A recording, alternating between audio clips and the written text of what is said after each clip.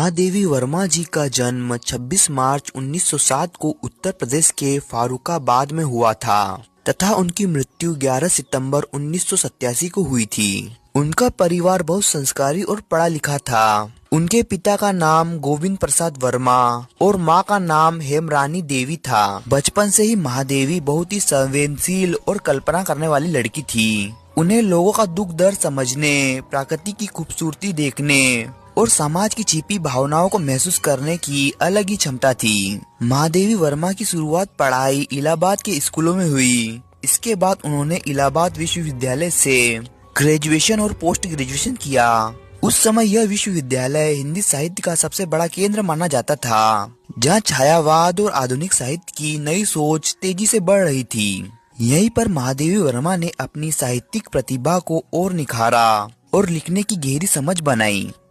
महादेवी वर्मा जी की साहित्यिक यात्रा। महादेवी वर्मा की लिखने की शुरुआत छायावादी कवियों के असर से हुई। शुरू में उनकी कविताएं प्रेम, प्रकृति और इंसानी भावनाओं के आसपास घूमती थी, लेकिन धीरे धीरे उन्होंने छायावाद को अपनी नई सोच, संवेदनाओं और आध्यात्मिकता से एक अलग ही गहराई दी। उनकी कविताओं में सिर्फ प्रेम और प्रकृति नहीं, बल्कि जीवन का दर्द, दुख से बातें करना और खासकर स्त्रियों की परेशानियां भी साफ दिखती है। उनकी कविताएं भावनाओं से भरी होती है। उनकी कुछ मशहूर काव्य रचनाएं हैं यामा, निर्जा, मधुरिमा, स्मृतियां।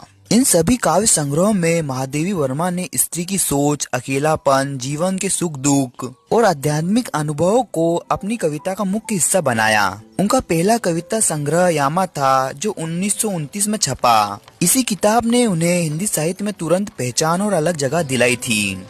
अब बात करते हैं महादेवी वर्मा के निबंध और आलोचना। महादेवी वर्मा सिर्फ कविता ही नहीं लिखती थी, वो शानदार निबंधकार और साहित्यिक आलोचक भी थी। उनके निबंधों में जिंदगी के अनुभव, समाज को देखने का नजरिया और इंसान के मन की गहराई तक जाने वाली बातें मिलती है। उन्होंने खास तौर पर स्त्रियों के जीवन, उनकी समस्याओं और समाज में अलग अलग पहलुओं पर बहुत साफ और गहरी बातें लिखी है। उनके प्रमुख निबंध संग्रह है आत्मा की खोज, साहित्य और जीवन और पत्रिका। महादेवी वर्मा ने आलोचना में भी बड़ा काम किया है। उन्होंने अपने समय के कई लेखकों की रचनाओं का विश्लेषण किया और हिंदी साहित्य को नई सोच और नई दिशा दी। उनकी आलोचना की भाषा बिल्कुल साफ, तार्किक और बहुत गहरी होती थी।